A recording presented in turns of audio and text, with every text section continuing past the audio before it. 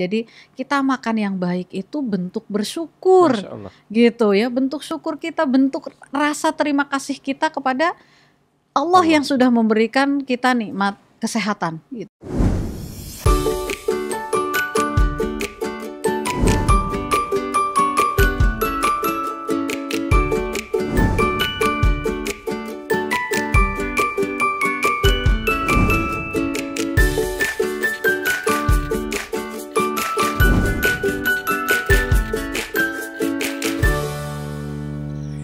Assalamualaikum warahmatullahi wabarakatuh.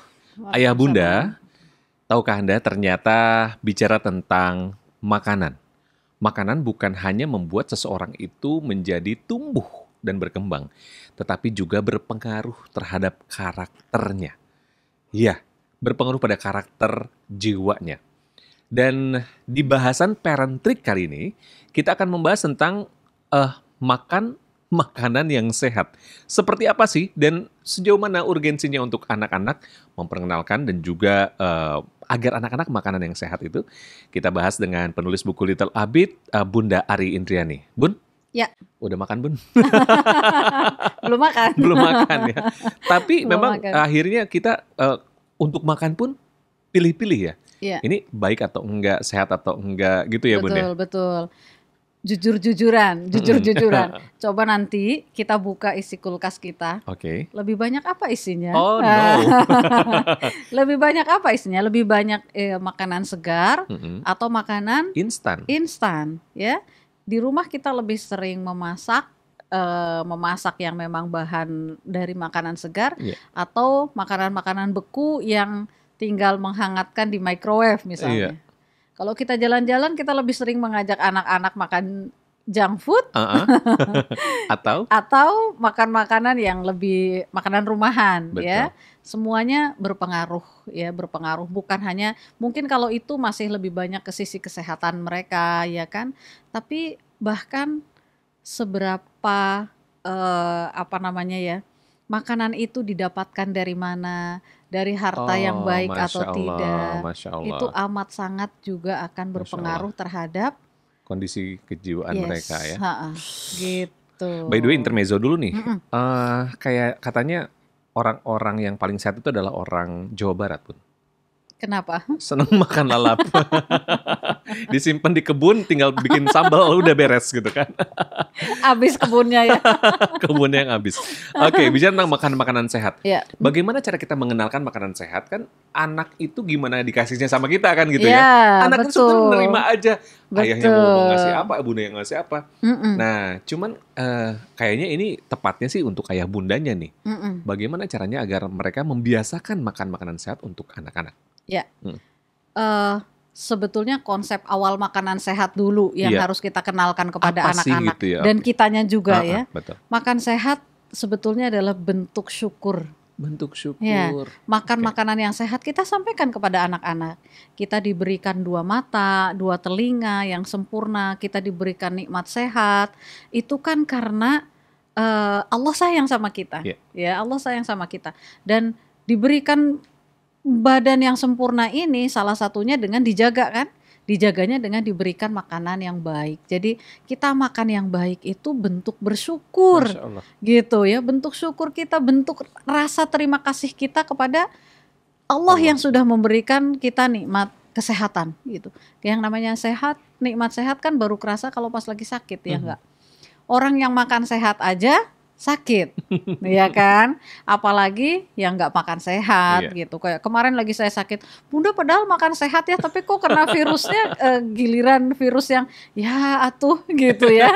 Udah qadarullah ya, udah takdirnya gitu. Yang begitu. Saya berpikir positifnya begini.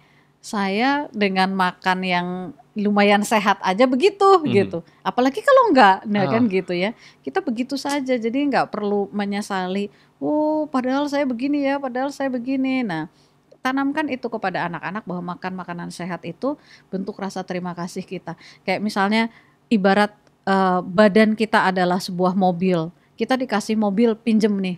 Dikasih pinjaman mobil. Kalau mobilnya nggak dirawat, nggak pernah dicuci, nggak pernah diganti oli, nggak pernah diservis, gitu. Ya. nggak pernah diservis, nggak diisi bensin, ya, atau nggak diisi bahan bakar, dia nggak bisa jalan. Juga salah misalnya. Ya, harusnya Pertalite ini diisi solar. Nggak akan jalan. Ya, misalnya begitu kan nggak akan jalan. Dikasih percontohan, permisalan seperti itu. Jadi anak-anak biasanya suka susah makan kan ya, gitu. Kita bisa kok dengan mobil mogok itu karena kehabisan bahan bakar. Iya, dianalogikan, coba kan gitu. Kasihan gitu, kasihan badan kita, lambung kita tuh seperti mesin bergerak gitu. Sementara nggak ada yang diolah. Akhirnya nanti kan luka gitu ya, luka. Nah, terus kemudian baru next stepnya adalah makan makanan yang sehat gitu, betul. Jadi yang keduanya adalah membiasakan makanan yang sehat di rumah gitu ya, Bu? Ya, lebih banyak makan. Kalau tadi yang pertama makan adalah salah satu bentuk syukur, yang kedua kita bisa seperti itu, membiasakan lebih banyak makan di rumah dengan, tapi ya itu, ini memang tantangan buat para ibu rumah tangga. Tapi ayah bantuin juga ya, jangan sampai udahlah masalah ibu gitu ya. Para ayah juga bantuin juga, jadi belajar masak gitu maksudnya ya. Ada tersendiri loh Kang Lugi, walaupun misalnya di rumah mungkin kita punya asisten rumah tangga yang bisa masak, tapi dimasakin oleh ibunya dengan dimasakin oleh orang lain, itu beda. Bukan hanya anak-anak, suami juga mungkin ngerasain beda. Mungkin nggak selalu, tapi adalah saat-saatnya ya. Dan kita memang dituntut untuk belajar gitu, biar apa? Anak-anak nggak bosen, menunya itu aja gitu. Ya mungkin besok telur, besoknya lagi telur lagi, tapi kan hari ini disemur, besok dibikin omelet, besok lagi dibikin scramble, misalnya apapun itulah ya. Kreativitas akhirnya. Kreativitas gitu. Jadi kalau di rumah saya nyebutnya tuh, kalau hari libur atau misalnya hari yang saya nggak kemana-mana, biasanya anak-anak udah request gitu. Bunda besok nggak kemana-mana? Enggak. Ada acara nggak? Enggak ada, tapi boleh lah gitu. Mau request apa? Jadi mereka udah request. Masakin ini ya, masakin itu ya, gitu. Dan kayaknya kalau di rumah Bunda menunya western ya. Enggak juga. Tapi memang ini akhir-akhir ini saya lagi rajin ikut kursus masak. Nah ini yang disebut dengan walk the talk. Jadi bukan hanya ngajarin tapi melakukan ya Bunda. Iya seriusan. Saya lagi rajin belajar kursus masak gitu. Kan sekarang lagi happening ya di luar sana, jajanan ini jajanan itu gitu. Kadang kita nggak bisa menjamin kalau saya lebih berhati-hatinya ini sebetulnya halal nggak sih. Betul. Gitu. Ada bagian-bagian yang jangan-jangan gitu. Ada bagian-bagian yang nggak halalnya, itu sih lebih ke sana. Jadi udah deh saya belajar. Dan yang kedua ternyata bisa jadi apa ya? Menghemat ya. Tentu saja. Itu jelas. Itu jelas, itu menghemat banget. Jadi makan di rumah selain lebih sehat, juga lebih hemat. Luar biasa. Gitu. Sehat dan hemat. Plus. Yang ketiga yang bisa kita lakukan dengan anak-anak ketika kita mengajarkan mereka untuk makan makanan sehat, kita kenalkan bahwa bukan hanya baik ya, bukan hanya ini makan makanan sehat, tapi juga perhatikan kehalalannya. Ya, halal.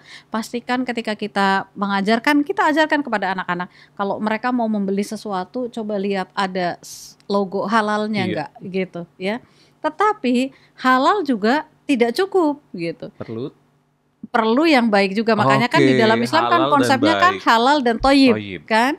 Misalnya minuman bersoda halal, tapi sebetulnya tidak thayyib kan gitu. Karena kalau terlalu banyak itu bisa merusak tubuh kita gitu. Dan Masya Allah ya Kang Nugi, kalau kita melihat apa yang dilakukan oleh Rasulullah SAW, ternyata ada kisah beliau itu menolak satu makanan ya, karena itu disuguhkan oleh orang yang tidak baik gitu, orang yang nggak soleh aja, beliau nggak mau makan gitu, karena saking hati-hatinya. Ya. Dari mana asalnya? Betul, dari mana asalnya, dan itu kemudian diwariskan kepada para sahabat, ya kan? Mereka sangat berhati-hati, sangat menjaga dengan makanan yang mereka makan gitu.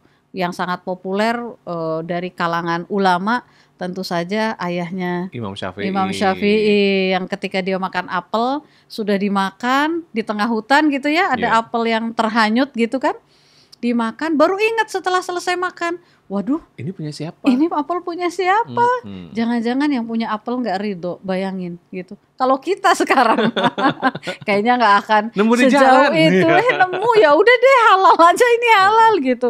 Ya itu kan bentuk kehati-hatian, masya Allah, ya bentuk kehati-hatian. Jadi kalau orang tuanya aja menjaga makanan seperti itu, ya apalagi, maksudnya wajarlah ketika kemudian dari beliau lahir orang soleh seperti Imam Syafi'i gitu, masya Allah. Jadi jagain anak-anak kita memiliki memakan, mengkonsumsi makanan halal dan juga thayyib ya. Betul. Dan kita orang tuanya, kewajiban kita adalah memastikan bahwa harta yang kita dapatkan juga adalah harta yang halal, gitu ya.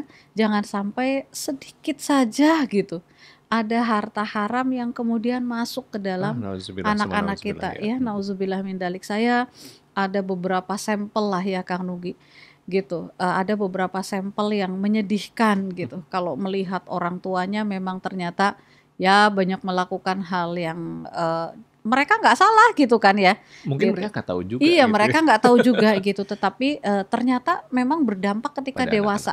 Ya. Okay. Ketika mereka dewasa nih kok misalnya ada kehidupannya yang kemudian menyimpang atau dan sebagainya ya, ternyata ya memang banyak makanan haram lah ya.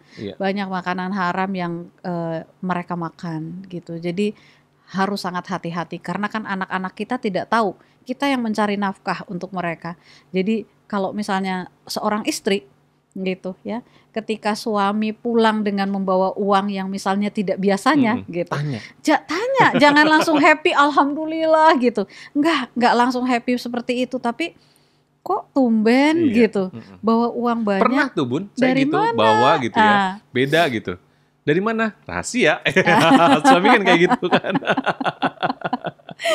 Iya gitu, jadi memastikan gitu ya, memastikan dan banyak hal ya gitu. Masya Allah. Mencari rezeki yang halal juga kan banyak ceritanya lagi ya. Bukan hanya memang halal tapi juga caranya. Jadi gitu. Jangan sampai ada mindset yang halal, yang haram aja sulit, apalagi yang halal. Nauzubillah ya. Nauzubillah min dalik. Akhirnya jadi beneran jangan mindset itu terjadi gitu. Betul. Kan you are what you think, ya enggak? Kalau aku kita sesuai dengan prasangka hambaku, kata Allah. Nah, gitu kata Allah. Jadi kalau kita berpikir susah, ya susah beneran. Gitu, jadi luar biasa. Iya, makan makanan yang sehat yuk. Kok jadi lapar gini ya, kenapa ya? Apakah ini sudah jamnya makan? Karena sudah waktunya makan kayaknya ini. Ya, makanan yang sehat adalah sederhana. Jadi bukanlah hanya sekedar makan itu, tetapi bagaimana kita mengenalkan dan menghadirkan makanan yang sehat. Sehingga kalau saya sih mengatakan gini, quality of life itu ditentukan oleh quality of food. Kita kembali lagi ya di Parent Tricks berikutnya, tips dan trik seputar pengasuhan dengan pendekatan kekinian dan sunnah kenabian. Assalamualaikum warahmatullahi wabarakatuh. Waalaikumsalam warahmatullahi wabarakatuh.